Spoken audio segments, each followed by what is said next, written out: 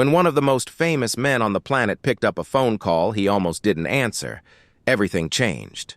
Not just for him. For a woman who had been hiding something for 11 months. A woman who shared his blood. A woman whose silence had cost her everything. It was a Tuesday evening. November 4th, 2025, Orlando, Florida. Shaquille O'Neal was in the back office of his home on Lake Butler Boulevard, going through documents his accountant had sent over. The room smelled like leather and fresh coffee. A television in the corner was on, but muted. Outside the tall windows, the Florida sky had gone dark early. His phone buzzed on the desk. Unknown number.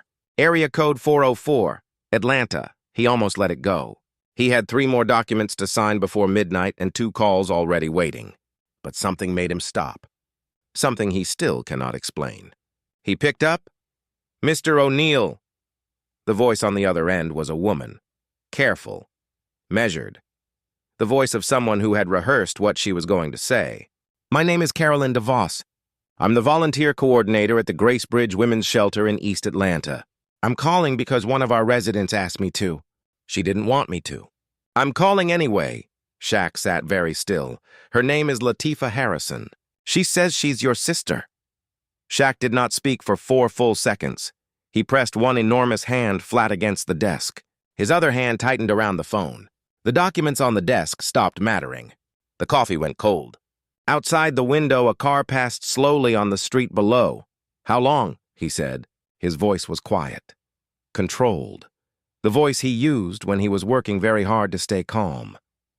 11 months, Carolyn DeVos said. "She's been with us for 11 months. Shaq closed his eyes. His sister had been living in a women's shelter in East Atlanta for 11 months. She had not told him. She had not told their mother, Lucille. She had not told anyone. She had carried that weight alone, in a building she did not choose, in a city that did not know her name, for 11 months.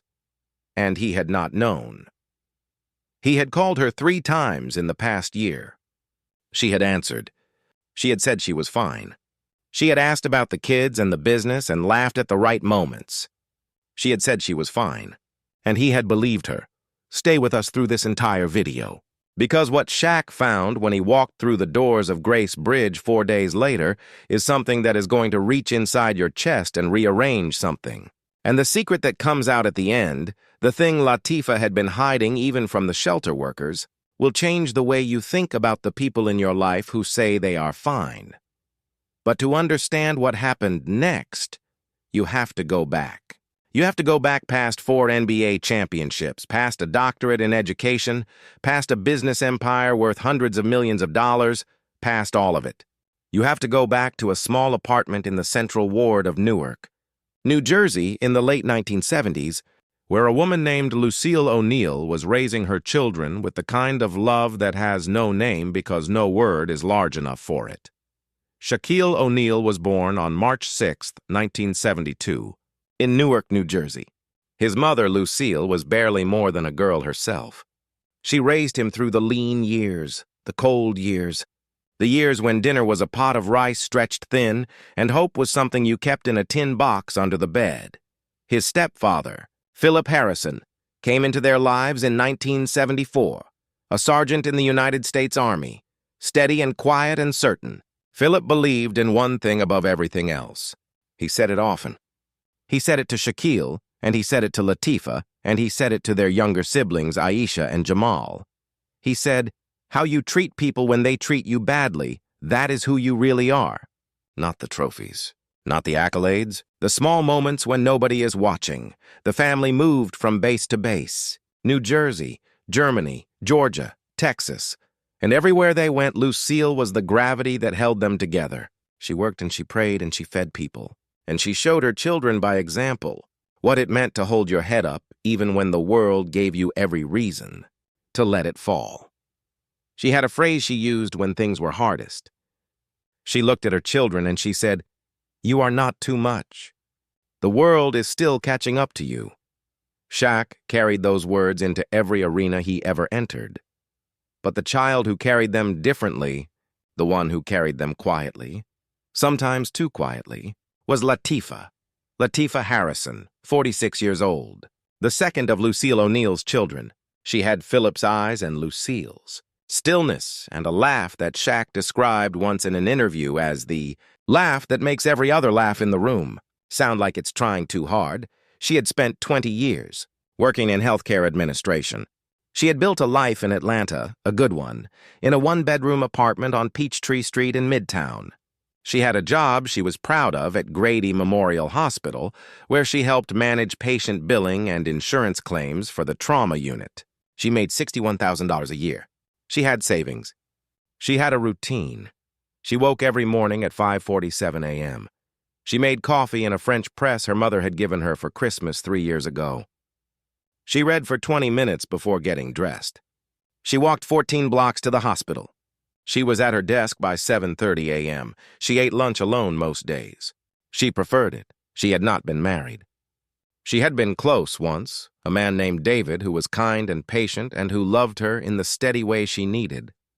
But David moved to Seattle for a job in 2019, and Latifah did not want to leave Atlanta, and they did not know how to be long distance, and it ended the way those things sometimes end, with one conversation that should have lasted 3 hours lasting 40 minutes instead. She was fine after that. She said so to everyone who asked. In January of 2024, Latifah was diagnosed with stage 2 rheumatoid arthritis. It moved fast. By March, some mornings she could not open her hands. By May, she had missed 14 days of work. By July, she had used all her sick leave. By August, her employer had begun the process that ends with HR.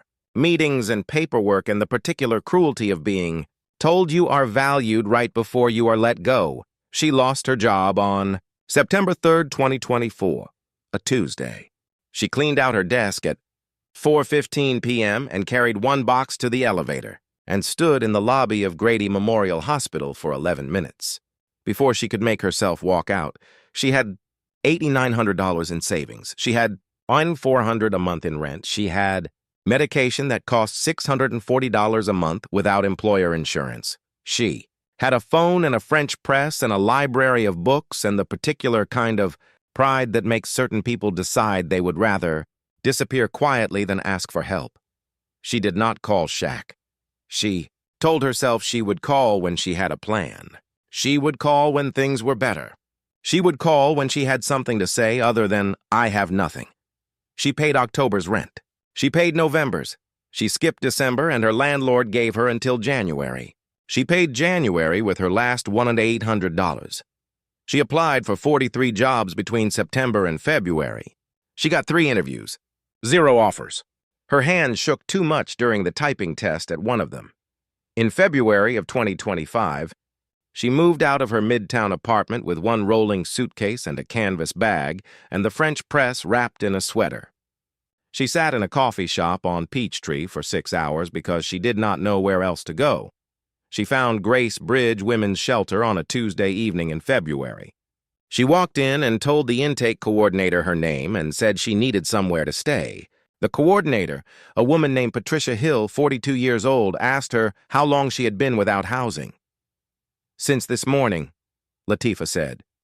She was assigned a bed in room 4, 2 bunk beds, a window that faced the parking lot, a shared bathroom down the hall, a cafeteria that served breakfast at 7 a.m. and dinner at 6 p.m.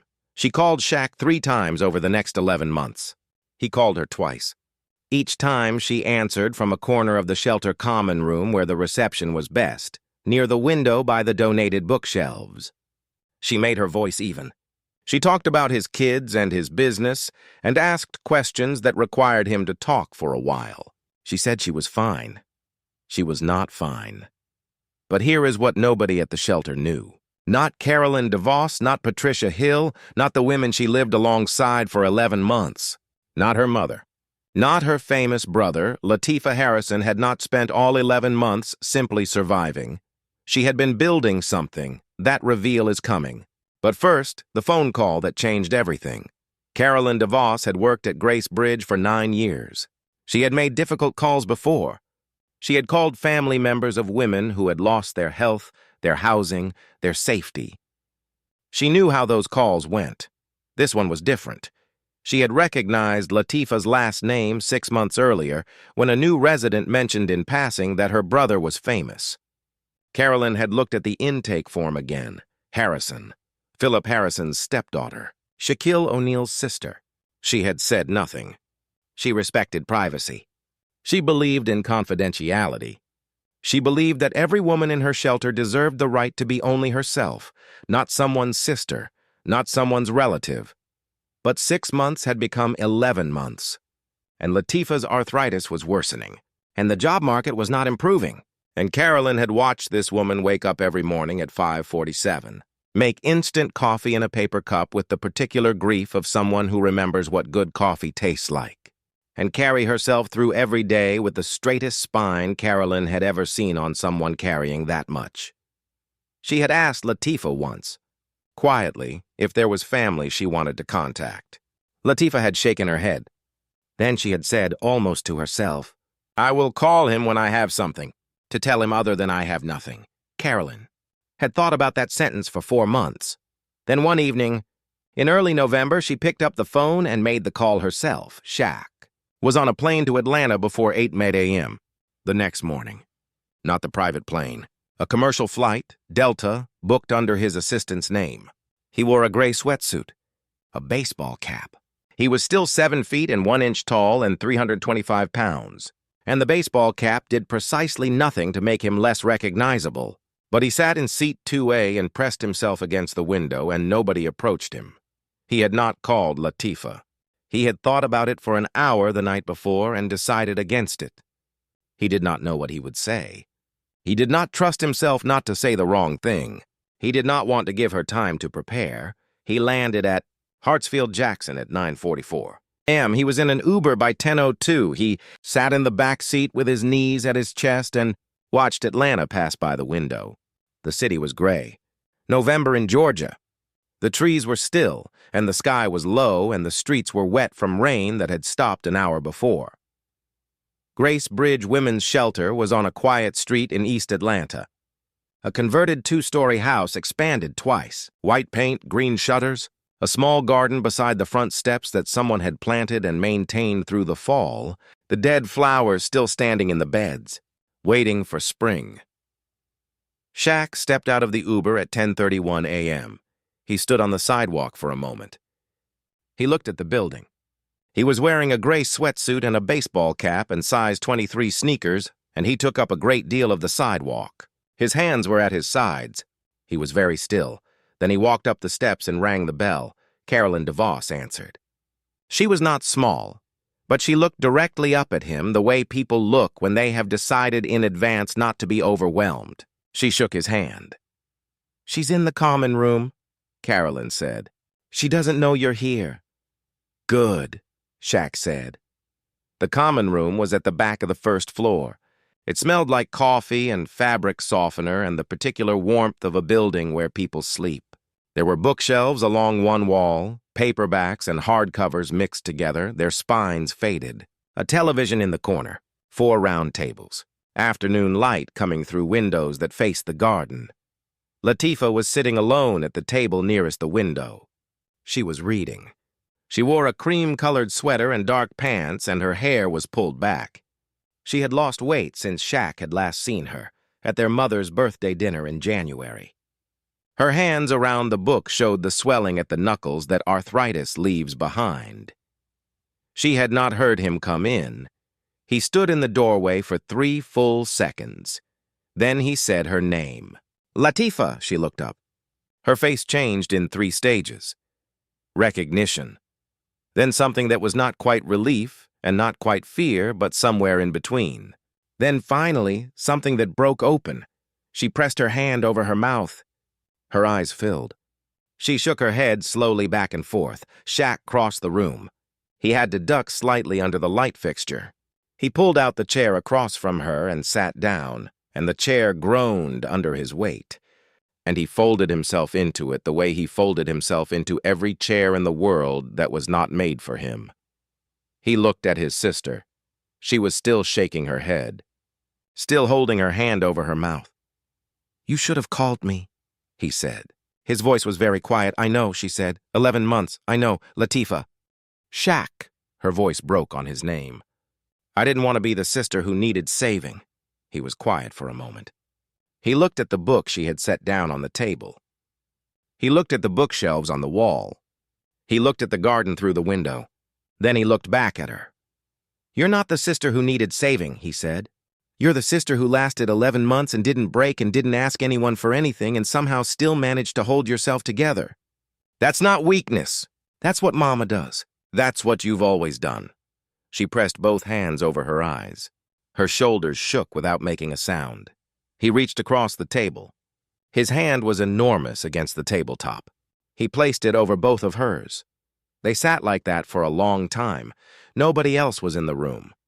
Carolyn DeVos had understood without being asked that this was not a moment for witnesses. The common room was quiet. The bookshelves were quiet. Outside the window, the dead flowers stood in the garden in the gray November light. Here is what Shaq did not know yet. Here is what none of them knew until Carolyn brought in a folder 30 minutes later.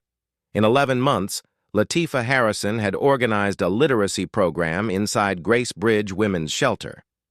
She had done it quietly, without announcement, without asking permission, simply by being the kind of person who sees what is needed and moves toward it. She had started with 3 women. Women who came to the shelter with children old enough to go to school but who had fallen behind, whose reading had never been strong, who carried that shame like an extra weight on top of everything else. Latifah sat with them at the tables in the common room after dinner and read with them. Simply read with them. No curriculum, no lesson plan. Just 2 people and a book and time. By month 3, she had 11 women in the sessions. By month 6, 19. By month 9, she had partnered quietly with the Atlanta Public Library to get donated books delivered to the shelter every 3 weeks. The bookshelves on the wall of the common room, the ones that Shaq had noticed when he walked in, those were Latifah's bookshelves. She had organized every shelf herself, sorted by reading level, labeled in her careful handwriting. In 11 months, Latifah Harrison had helped 31 women at Grace Bridge improve their reading. 7 of them had gone on to pass their GED. 3 had used those GEDs to get jobs. 1 had been accepted to a community college program in healthcare administration. She had done all of this while managing her own arthritis with medication she sometimes rationed to make it last longer. She had done it while sleeping in a room with 3 other women. She had done it while applying for jobs every week without hearing back. She had done it while telling her brother she was fine. When Carolyn laid the folder on the table, when Shaq looked at the numbers and the names and the reading logs and the letters from the women who had moved through that program, he was quiet for a very long time. Then he looked at his sister. She was looking at the folder. She had not wanted him to see it. Carolyn had made that decision herself. "Why didn't you tell anyone?" Shaq asked. Latifah looked at him. "Because it wasn't about me," she said. It was about them. He understood. He understood completely. He had heard those words in a different voice his entire life, his mother's voice. That afternoon, Shaq made 3 phone calls. The first was to Lucille. He held the phone to his ear and listened to it ring twice, and then his mother's voice came on and he said, "Mama, I need to tell you something," and he told her. He told her about the shelter and the 11 months and the arthritis and the literacy program. He told her all of it. He heard Lucille go quiet in the way she went quiet when something was too large for immediate words. Then he heard her say very softly, "My girl, my girl." The second call was to his assistant, Marcus Reed. He asked Marcus to find a 2-bedroom apartment in Atlanta, furnished, ground floor. He needed it by Friday. He told Marcus to find a medical facility that specialized in rheumatoid arthritis treatment, specifically the biologics program, and to arrange a consultation for early next week. He told Marcus the budget was not a concern. The third call was to Carolyn DeVos. He told her he wanted to make a donation to Grace Bridge. Not in his name. He asked Carolyn to set it up through the shelter's foundation. He asked for the total annual operating budget for the shelter. Carolyn said she would have to check. She called back in 20 minutes. The number was $380,000. Shaq said he wanted to cover 2 full years. He asked Carolyn to use the remainder, whatever she deemed appropriate, to expand the literacy program, to hire a part-time coordinator, to make it permanent. Then he asked one more thing. He asked if there was any way to ensure that the expansion was officially named after his sister. Not the whole shelter, just the program. He asked if there was a way to put her name on it. Carolyn was quiet for a moment. Then she said yes. On Friday, November 8, 2025, 4 days after Shaq walked into Grace Bridge, Latifah Harrison moved into a 2-bedroom apartment on Moreland Avenue in East Atlanta. Ground floor. Garden view. The French press was the first thing she unpacked. The following Tuesday, she sat in an examination room at Emory Healthcare's rheumatology clinic and met with Dr. Amara Osei, a specialist in inflammatory arthritis. Dr. Osei adjusted her medication and started her on a treatment plan. She told Latifah that with consistent care, the progression could be significantly slowed. Latifah sat in the parking lot of the clinic for 12 minutes afterward. She did not cry. She sat with her hands in her lap and looked at them. The swelling at the knuckles, the stiffness that had been her morning companion for almost 2 years.